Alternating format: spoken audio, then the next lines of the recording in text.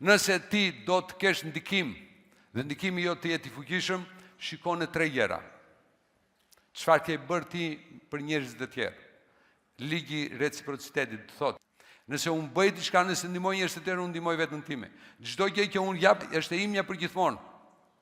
Pra nëse ne ndihmojmë njerëz të tjerë, dihet që njerëz të tjerë do na ndihmojnë në një moment të caktuar. E dyta, në besimin, nëse niveli jo në besimin është i lartë, edhe niveli ndikimit është i lartë. Dhe e treta, kush jemi ne, kush është identiteti jon, kush është karakteri jon. Domethënë dikush Vasil na thuaj në një gjë tjetër që ndikon në aftësinë për të rritur nivelin ton të ndikimit, marrëdhëniet. Por marrëdhëniet prapë kanë bazën të reciprocitetit dhe të lidhjes. Sa vlerë i jep ti njerëzve. Interesi më thot dikush, nëse njerëzit kanë interes të ndjekin, ti ndikon tek njerëzit. Kjo është e vërtet, por nuk është e plot. Sepse njerëzit të ndjekin për interes, po edhe për interes mund të lëshojnë.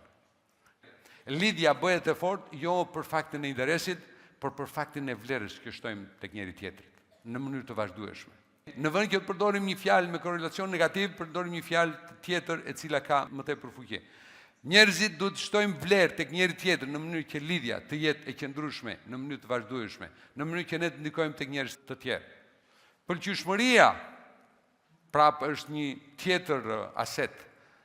Nëse njerëzit na pëlqejnë, duan të bëjnë punë me ne, sjellja jon i atrakton njerëzit.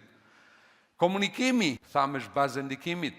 Autoriteti, do më dhe dikush më mirë, autoriteti, pa tjetër, autoriteti jotë është bazuar në titull, në statut, në interese, por sigurisht që ka një ndikim, por puna është se çfarë do thotë të jesh lider i cili nuk ka titull.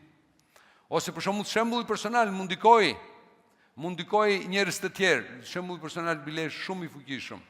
Ti nuk ndikon njerëz duke i thënë, shiko, bëjni si them unë, po i thua, hajde ta bëjmë këtë gjë. Ndikimi është shumë i fuqishëm. Njerëzit nuk shikojnë dhe nuk dëgjojnë fjalët e tua, po shikojnë veprimet e tua.